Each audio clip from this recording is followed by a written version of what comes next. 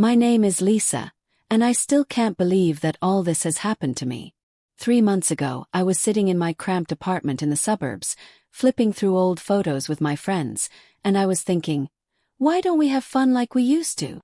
At 47, life began to seem gray: work, bills, lonely evenings with a glass of wine and TV shows. I wanted to shake off the dust, to bring back the light that once burned inside me. And then I came up with an idea: to throw a party. Not just a gathering with wine and cheese, but something bold, something that would make your heart beat faster. Swing party. Yes, I know what you're thinking, it's not for everyone. But I grew up in an era when we challenged the rules, and I wanted to feel that adrenaline again. I chose a place. An old hut deep in the woods that my friends and I used to rent for weekends. It stood in the middle of the pine trees, away from prying eyes, with the dim light of lanterns and the smell of damp moss. It was perfect. I sent out invitations to my old friends. People I had known for years, people I trusted. About 20 said yes. All of them were around my age, with the same thoughts. Life had become a routine, and we all wanted to escape from it for a night.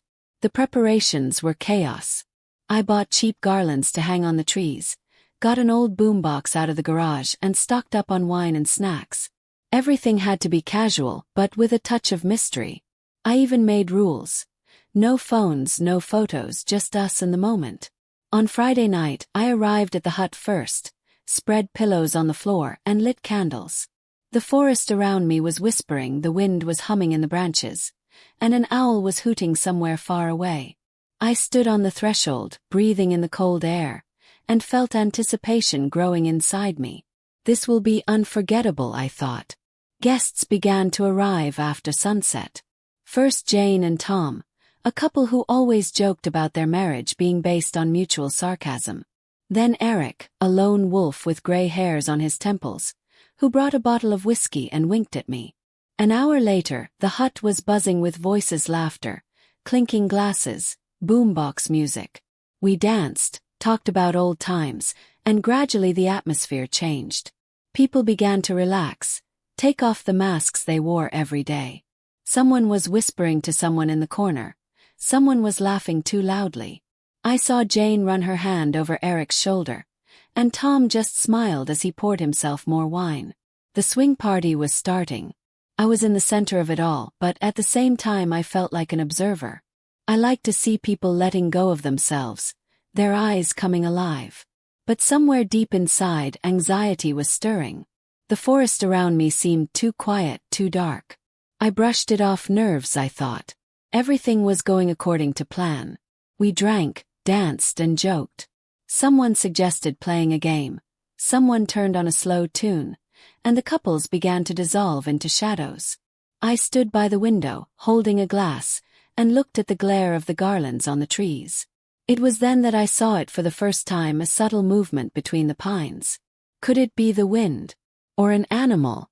I squinted but couldn't see anything. Hour after hour passed.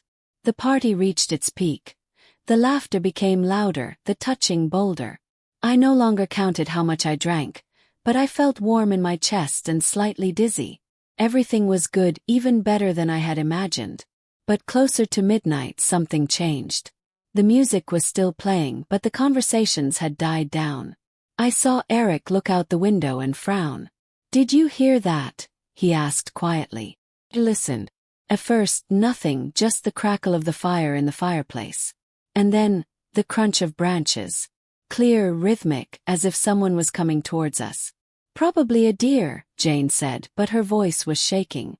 We all froze, peering into the darkness outside the windows. And then I saw it again, a shadow, tall and wide, moving between the trees. My heart was pounding in my chest. "It's just the forest," I told myself. "We're in the middle of nowhere, there's plenty of stuff here." But when the crunching sound got louder and closer, I realized it wasn't an animal. Someone was approaching the hut. "Lisa, turn off the music," Tom whispered. I rushed to the boombox, pressed the button, and the silence hit my ears like thunder. We stood there holding our breath, listening to the footsteps stop right in front of the door. And then there was a knock. Loud, sharp, like a fist on wood. Everyone looked at me, waiting for me to say something. I forced myself to smile, even though my legs were shaking. "It must be one of the latecomers," I said, but no one believed me. I walked to the door, clutching the glass so tightly that it almost cracked in my hand. I opened it and saw him. A tall man in a green uniform, with a flashlight in his hand, blinding my eyes. "What's going on here?" his voice thundered. "The forester." I felt the blood drain from my face. Behind me, the guests froze like children caught in the act. Things only got worse. That night, with the ranger pounding on the cabin door, I felt my stomach drop like I'd swallowed a stone. The air inside went thick, everyone staring at me like I had all the answers. I didn't. My hand shook as I gripped the doorknob, the cold metal biting into my palm. I opened it, and there he was, a wall of a man in a forest green uniform, his flashlight blinding me. "What the hell's going on here?" he barked again, his voice like gravel. I forced a smile, the kind you plaster on when you're caught red-handed but still think you can talk your way out. "Just a little get-together," I said, trying to sound casual. "Old friends, you know." He didn't buy it. He stepped closer, the porch creaking under his boots, and swept the light across the room. Faces froze. Jane clutching Tom's arm, Eric mid-sip of his whiskey, a couple in the corner untangling themselves fast. The ranger's eyes narrowed. "This ain't no picnic," he said. "You're on state land. No permit, no permission. And from the looks of it, no shame either." My heart raced. I hadn't even thought about permits. Stupid, I know, but it was just a cabin we'd used before. "We didn't mean any harm," I stammered. "We'll pack up, leave right now." He didn't budge. "Too late for that," he said, pulling out a notepad. "Names. All of them. IDs.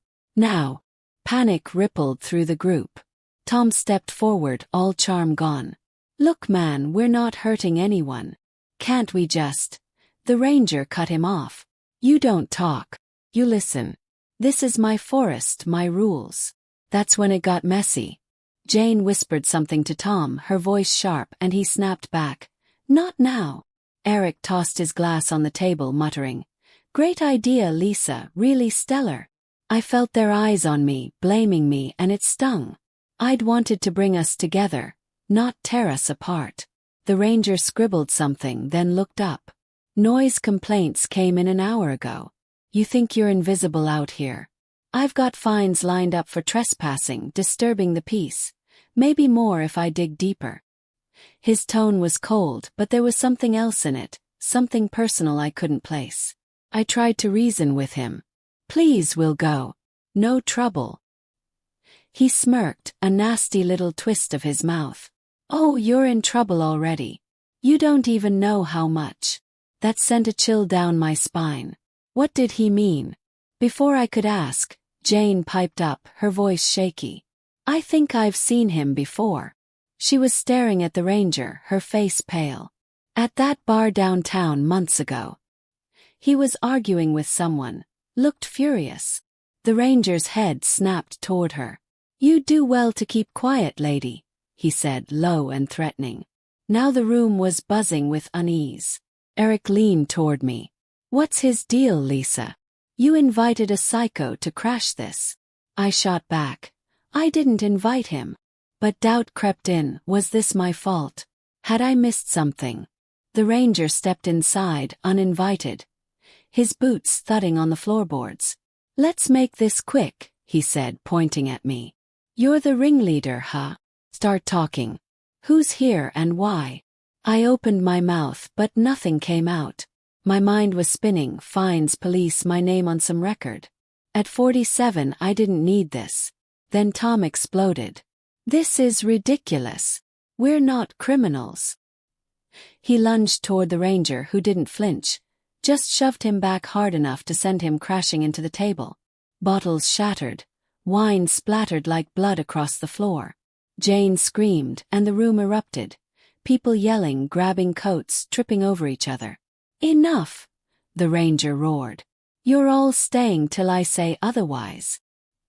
He blocked the door, his frame filling the space, and pulled out a radio. Static crackled as he spoke into it. Unit 12, I've got a situation. Send backup. Backup. My knees went weak. This wasn't just a slap on the wrist anymore. I looked around at my friends, some furious, some terrified, and felt the weight of their judgment. Jane's words echoed in my head. I've seen him before. Why did that matter? What did she know? The ranger turned back to us, his eyes locking on mine. You thought you could hide out here, didn't you? He said, almost amused. Well, I see everything in these woods. Everything. The radio crackled again, a voice responding, but I barely heard it over the pounding in my chest. Backup was coming. We were trapped. And something told me this ranger wasn't just doing his job. He had a score to settle. But with who? And why? I'm Lisa, and if you've stuck with me this far, you know that swing party in the woods was spiraling out of control. The ranger had us cornered. His flashlight slicing through the dark cabin, his voice barking orders, and that damn radio crackling with the promise of backup. My friends were unraveling. Tom on the floor, Jane clutching her coat, Eric glaring at me like I'd personally ruined his life. I wanted to scream that this wasn't my fault, but the words stuck in my throat. Then it happened, the moment that turned everything upside down. The ranger paced in front of the door, blocking our only way out. You people think you're untouchable, he growled, his eyes sweeping over us. Coming out here, acting like the rules don't apply. I've seen it before. There was venom in his voice, something deeper than just a guy doing his job. Jane, still pale, tugged at my sleeve. Lisa, I'm telling you, I know him, she whispered, her breath hot against my ear. That night at the bar, he was yelling at some woman. It was ugly. I shook her off, my head spinning. What does that have to do with us? Kissed back. But she wouldn't let it go.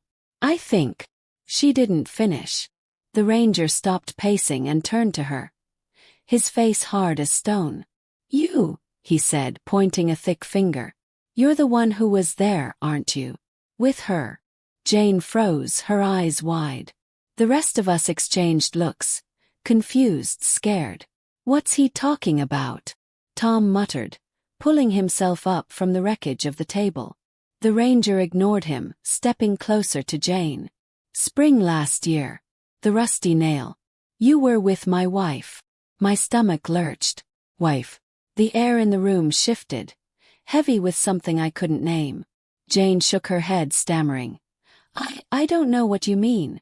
I was just... He cut her off, his voice rising. Don't lie to me. I saw you two laughing, drinking, planning your little nights like this one. She told me all about it before she left me flat, broke and alone. His hand tightened around the flashlight, knuckles white. And now here you are, doing it again. Hit me like a freight train. This wasn't random. This wasn't about noise complaints or permits. This ranger, his name tag read D. Carver, knew Jane. Not just knew her, blamed her. For what? Breaking up his marriage. I looked at Jane, her face crumpled, tears welling up. It wasn't like that, she choked out. She was my friend, that's all. We never. Carver laughed, a bitter, hollow sound. Save it. You're all the same. Sneaking around, thinking you're so clever. Well, not tonight. The room exploded into chaos. Tom lunged at him again, yelling, "Leave her alone!" But Carver shoved him back harder this time, sending him sprawling into Eric.